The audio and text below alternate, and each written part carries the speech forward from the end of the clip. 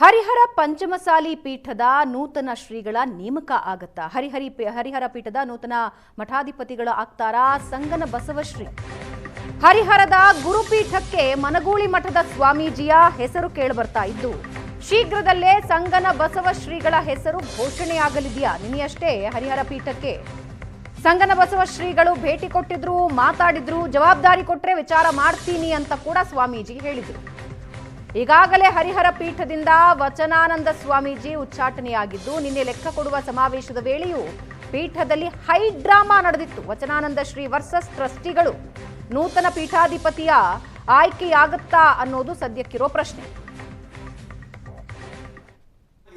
ಹರಿಹರ ಪಂಚಮಸಾಲಿ ಪೀಠದಿಂದ ವಚನಾನಂದ ಶ್ರೀಗಳ ಉಚ್ಚಾಟನೆಯ ಬಳಿಕ ಈಗ ಹೊಸ ತಿರುವುಗಳಿಗೆ ಕಾಣಲಿಕ್ಕೆ ಹೋಗ್ತಾ ಇರುವಂಥದ್ದು. ಆ ಪೀಠಕ್ಕೆ ಅಂದರೆ ಹರಿಹರ ಪೀಠಕ್ಕೆ ಈಗ ಸಂಗನ ಬಸವ ಶ್ರೀಗಳ ಹೆಸರೇ ಕೇಳಿ ಬರ್ತಾ ಇರುವಂಥದ್ದು. ಆ ನಿಟ್ಟಿನಲ್ಲಿ ನಮ್ಮ ಜೋಡಿ ಮಾತನಾಡೋದಕ್ಕೆ ಈಗ ಸ್ವತಃ ಸಂಗನ ಬಸವ ಶ್ರೀಗಳಿದ್ದಾರೆ, ಅವ್ರನ್ನೇ ಮಾತನಾಡಿಸ್ತೀನಿ. ತಮ್ಮ ಹೆಸರು ಕೇಳಿ ಬರ್ತದೆ ಹರಿಹರ ಪೀಠಕ್ಕೆ? ಇಲ್ಲ, ನಮ್ಮ ಹೆಸರು ಅನ್ನೋಕ್ಕೇನು ನಮ್ಮ ಅಲ್ಲಿ ಹರಿಹರ ಪೀಠಕ್ಕೂ ಮನಗೂಳಿ ಹಿರೇಮಠಕ್ಕೂ ಒಂದು ಅವಿನಾಭಾವ ಸಂಬಂಧವಿದೆ. ಮನಗೂಳಿ ಮಠದ ಹಿರಿಯ ಪೂಜ್ಯರಾಗಿರ್ತಕ್ಕಂಥ ಜಗದ್ಗುರು ಡಾಕ್ಟರ್ ಮಹಾಂತ ಶಿವಾಚಾರ್ಯ ಮೂಲತಃ ಮನಗೂಳಿ ಹಿರೇಮಠದವರು. ಅವರು ಅಲ್ಲಿ ಹರಿಹರ ಪಂಚಮಸಾಲಿ ಜಗದ್ಗುರು ಪೀಠಕ್ಕೆ ಜಗದ್ಗುರುಗಳಾಗಿ ಅಧಿಪತಿಯಾಗಿ ಅಲ್ಲಿ ಭಕ್ತರ ಸಲುವಾಗಿ ಉದ್ಧಾರ ಆಗಿ ಲಿಂಗೈಕ್ಯರಾಗಿದ್ದು ಅವ್ರ ಗದಿಗೈತಿ. ಅವ್ರ ಗದಿಗೆ ದರ್ಶನಕ್ಕೆ ನಾವು ಪ್ರತಿ ತಿಂಗಳಿಗೊಮ್ಮೆ 15 ದಿವಸಕ್ಕೊಮ್ಮೆ 2 ತಿಂಗಳಿಗೊಮ್ಮೆ ಹೋಗ್ತಿರ್ತೀವಿ. ಅದಕ್ಕೆ ನಾವು ಅಲ್ಲಿ ಆ ಸಂದರ್ಭದಲ್ಲಿ ನಾವು ನಿನ್ನೆ ಹೋಗಿದ್ದೇವೆ.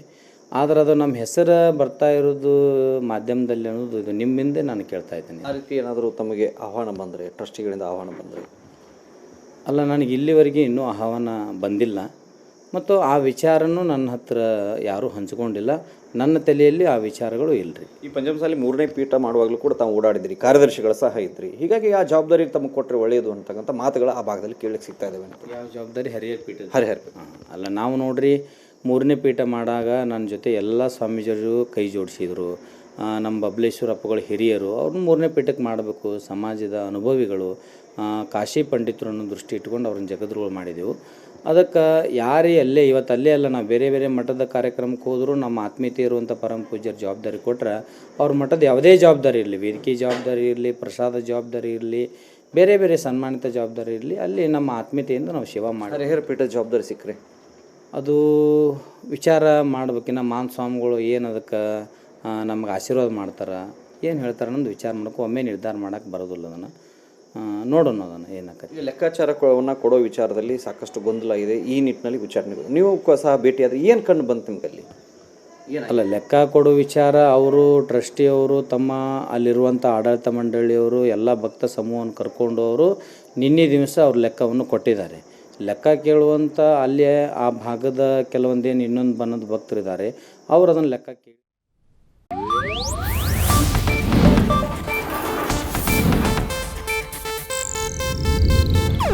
ಇದು ಏಷ್ಯಾನೆಟ್ ನ್ಯೂಸ್ ನೆಟ್ವರ್ಕ್ ಪ್ರಸ್ತುತಿ.